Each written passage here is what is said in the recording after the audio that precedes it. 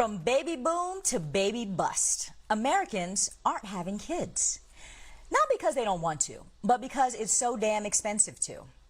The ever-increasing cost of living, skyrocketing childcare costs, abysmal paid leave policies, and conservatives who hypocritically claim ownership of families while hanging them out to dry. Is this really a surprise?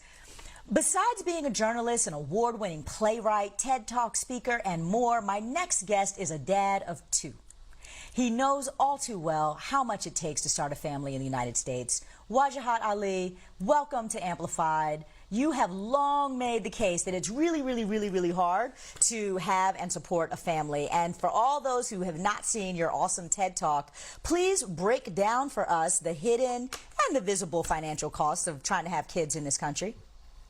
Well, first of all, congratulations, Aisha, on being a host of your own show. You look fancy, and I'm so happy to see you occupying that seat. Thank you for inviting me, and I also like it because right when I'm on your show, I get calls for the first time, so that's awesome. That's a fortuitous sign. Real quick, though, I'm a father of three. So I had one oh my more God, you got three? since that TED Talk. Yeah, and that TED that's TED awesome. Talk was all about. Yeah, well, that TED Talk was all about, you know, it was a Trojan horse talk about how we as a country have to invest in pronatal policies, progressive pronatal policies. Specifically, everyone's complaining, especially the Republicans, that how come people aren't having kids? Oh my God, you know, the rate that you need kids to replace the population is 2.1. The woman needs average 2.1 kids, and we're at 1.7 in America. Oh, these young generation, they're selfish and they're not having children. Why? Well, it's because people can't afford it. They can't afford to have kids. We're the only industrialized country in the world, Aisha, that does not guarantee paid parental leave. Yet this country, we will have Republicans who will bum rush a tax cut for the wealthiest people that will add $2 trillion to the debt, and no one ever asks them, how will you pay for it? It increases the debt, increases the deficit, but people are not investing in families. They're not investing in kids. They're not investing in mothers. If you don't have health insurance, it costs you about $30,000 to have a child. This is, Aisha, in my opinion, a sin. And so if we want people to have more kids, guess what? Invest in families. Invest in childcare. Invest in paid parental leave. Invest in jobs for the elderly. Invest in human beings. I agree with what you said before the commercial break. The only thing I disagree with is that the people who are trying to block this, they aren't moderates. I call them obstructionists. That they are. Hold up. I want to go back to something you just said. It costs $30,000 if you don't have insurance to actually be able to go and get all the medical care and all the things you need to do to be able to have a baby. I'm thinking about this right now because I don't want to conflate the two, but I'm always reminded of Republicans running around touting their pro-life this and pro-life that and pro-life this and all these other things. But who is going to really care about spending $30,000, right, on people who are trying to bring children into the world? And then when they get here, it seems like we completely abandon families. Like we don't care about universal pre-K, for example, or, you know, trying to move childcare, or even, let's say, you know, a family member is having a child and needs, you know, somebody in the family to come support and help. There's no like paid family medical leave just universally to even be able to have the whole village be able to care for somebody as you're trying to expand your family. And it seems to me the obstructionists, you know, who are constantly in the way, like you said, Democrats at least seem to be trying to, from a policy perspective, with this, you know, Build Back Better plan that is being debated right now on Capitol Hill, trying to figure out how to bridge these gaps. And I'm so curious, as someone who has been thinking about this, and I, you know, love the language you've shared with us. I'm going to start using it now, of pronatal policies.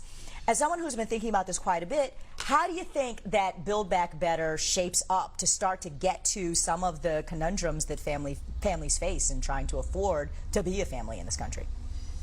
I mean, I think it's an amazing policy. It's a very popular policy, number one. The majority of Americans, Aisha, Republicans, even independents like it, because right now we're facing multiple crises. Climate change, income inequality, wages are not increasing, right?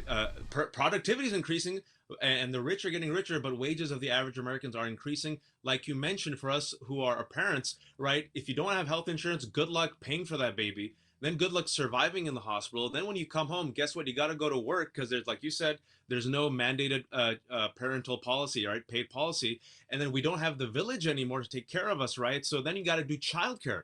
And I can tell you that there are individuals who right now choose not to work because, like, if I just stay at home as an at-home parent, it makes up the money that childcare would take from us. Isn't that absurd? So what Build Back Better does is it invests in people, not just roads, but people. It invests in families. So imagine if we had subsidized childcare. Imagine if we had better access to healthcare. Imagine if we could afford college, right? Imagine if we actually take the investment and actually invest in climate change and countering it so that people will have places to live with security. It invests in families, it invests in children, it invests in parents, and invests in generations. And yet this country will not invest in people, but will find $2 trillion to invest in a failed war in Afghanistan.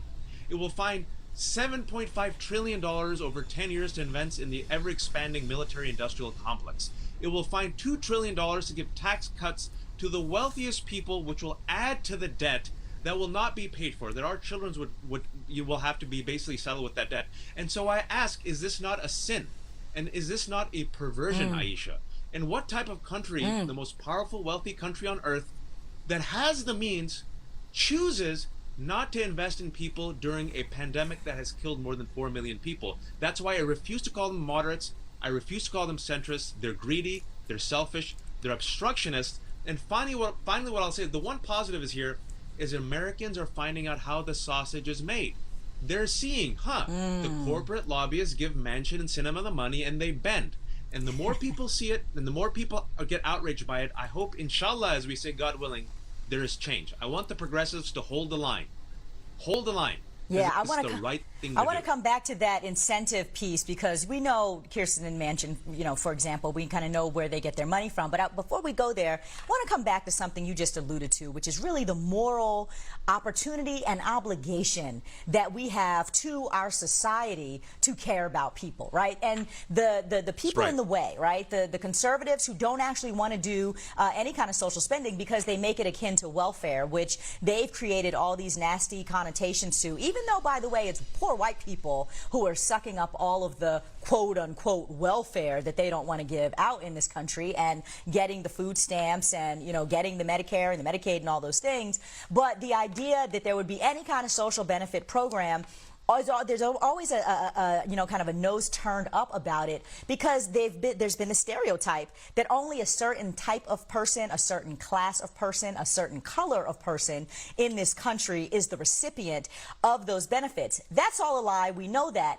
But fundamentally, so much of their social agenda is based on this ridiculous, radical, evangelical faith foolishness that suggests that they have some superior moral high road with regards to gay rights or, whatever it might be. And yet, you just bring up the really great point that, like, this is a real moral breakdown in our country that we just hate poor people. How did we get here? That we don't care about people who are in need. And I'm not even talking about just like, basic policies with no class, but ultimately, like, why do we just hate poor people here?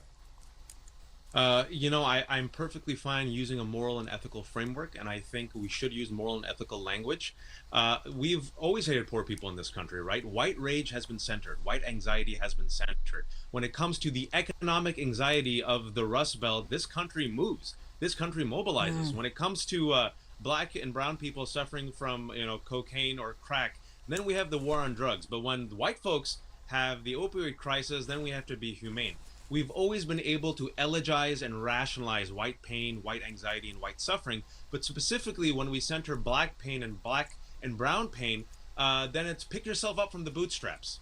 Have merit. Stop whining. Stop complaining.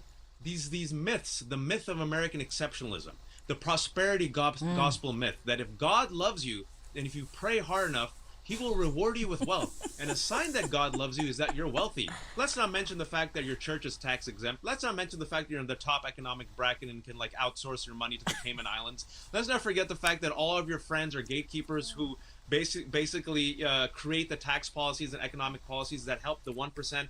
And of course, let's be honest, most of the 1% is white because of white supremacy in this country. And so now what we're seeing is that the people are waking up and we need structural change. And this Build Back Better plan will bring about some structural change. And what we're witnessing, and I want to say this publicly on your show, is the death rattle of white supremacy that has become the death march. The death rattle has become the death march. And as you know, and as your viewers know, anytime this country is at the opportunity to help black and brown people, it always brings in race as a wedge to divide us among the poor whites and the poor blacks and the poor browns. It says, listen, poor whites, you will always be able to be better than the blacks and browns. Don't you want that? And 9 out of 10 times we've seen, due to white supremacy, white folks will vote against their interests to maintain white supremacy. It was not economic anxiety, but racial and cultural anxiety that caused the whites to go for Trump. And these are the truths that we have to acknowledge in this country, and we have to name it. Yeah, whiteness is probably the most powerful drug in this country that we need to figure out how to deal with. Thank you so much, Wajahat Ali. I so appreciate you joining me. And will you please come back? I would love to have you regularly just kind of spitting all the brilliance that you have here on Amplified on BNC. So I hope to see you back.